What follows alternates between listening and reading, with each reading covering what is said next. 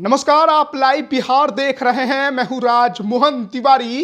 एक तरफ बिहार की राजनीति में गहमा गहमी काफी ज्यादा तेज है। नीतीश कुमार किधर जाएंगे, किधर रहेंगे, इसको लेकर सियासी कयासबाजियां खूब लगाई जा रही हैं। लेकिन इसी बीच बिहार की राजनीति के दो बड़े दलित चेहरे एक दूसरे पर वार करते दिखाई दे रहे हैं। एक तरफ बिहार के पूर्व मुख्यमंत्री जीतन राम मांझी हैं, तो वहीं दूसरी तरफ नीतीश कुमार के खास और बिहार सरकार में मंत्री अशोक चौधरी हैं। हाल तो यह है कि अब बात परिवार तक जा पहुंची है। दरअसल जनता दल यूनाइटेड के विधायक गोपाल मंडल ने जीतन राम मांझी की जाति पर ही सवाल खड़े कर दिए थे, आपत्तिजनक बयान दे दिया। उसके बाद जीतन राम मांझी ने सोशल मीडिया प्लेटफॉर्म एक्स पर ट्वीट करके नीतीश कुमार पर निशाना साधा।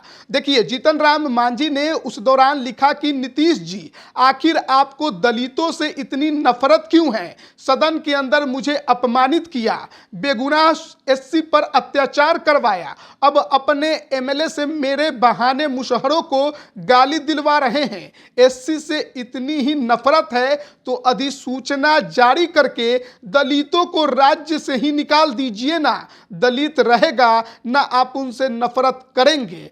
अब जीतन राम मांझी के इस सोशल मीडिया प्लेटफॉर्म पर लिखी बातों का जवाब ना ही गोपाल मंडल ने दिया और ना ही नीतीश कुमार ने, लेकिन बिहार सरकार में मंत्री अशोक चौधरी इससे ज्यादा तिलमिलाते नजर आए और उन्होंने जीतन राम मांझी को जरूर जवाब दिया। उन्होंने सोशल मीडिया प्लेटफॉर्म एक्स पर ही लिखा कि आदरणीय जीतन राम मांझी जी नमस्कार, बढ़ती उम्र के साथ आपकी स्मरण शक्ति कमजोर हो गई है। मैं याद दिलाता हूं, वो नीतीश जी ही थे जिन्होंने अपना पद त्याग कर आपको बिहार का पहला महादलित मुख्यमंत्री बनाया था और समाज, क्षेत्र और प्रदेश के विकास को गति देने का अवसर दिया था। लेकिन उस समय आप विकास कार्य करने में असफल साबित हुए। महात्मा गांधी जी दलित नहीं थे, लेकिन समाज में दलितों के उत्थान और छुआछूत जैसी कुरीतियों को समाप्त करने के लिए उन्होंने जो किया, उसी का प्रतिफल आज बिहार व देश में दिखाई देता है।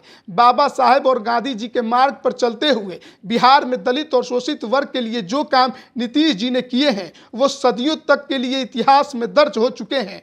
मुझ जैसे अदने से व्यक्ति को संगठन में जो स्नेह, आदर और सम्मान मिला, वो भी उन्हीं की देन है। आपको आत्म सुधार की आवश्यकता है।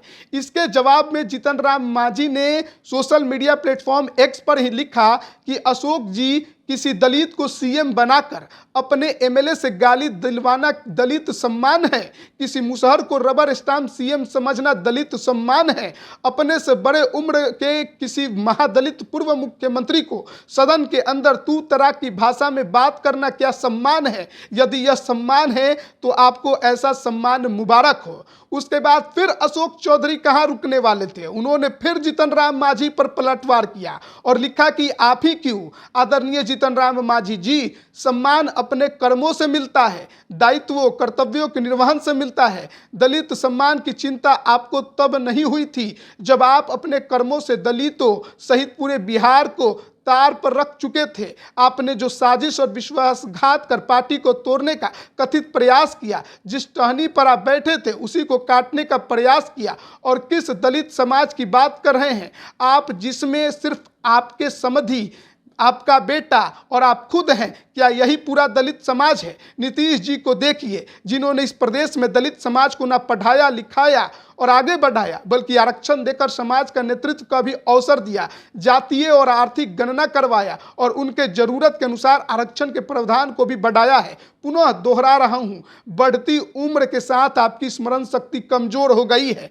जीतन राम मांझी ने फिर इसके बाद पलटवार किया है और देर शाम लगभग 7:45 बजे उन्होंने लिखा कि अशोक जी, हो सकता है कि आपको आरक्षण सीएम ने दिया होगा, पर हम एससी को तो आरक्षण बाबा साहेब की कृपा से मिला है। मैंने तो जेडीयू नहीं तोड़ा, पर जिस कांग्रेस ने आपको इज्जत दिया, जब आप उनके नहीं हुए तो नीतीश जी के कैसे हो सकते हैं? रही बात परिवार की, तो मेरे पत्नी, दामाद सब दलित ही हैं ना, या फिर कोई और हैं? ये जीतन राम मांझी और दूसरी तरफ बिहार सरकार में मंत्री नीतीश कुमार के खास कहे जाने वाले अशोक चौधरी के बीच सोशल मीडिया प्लेटफॉर्म एक्स पर जंग छिड़ी हुई है।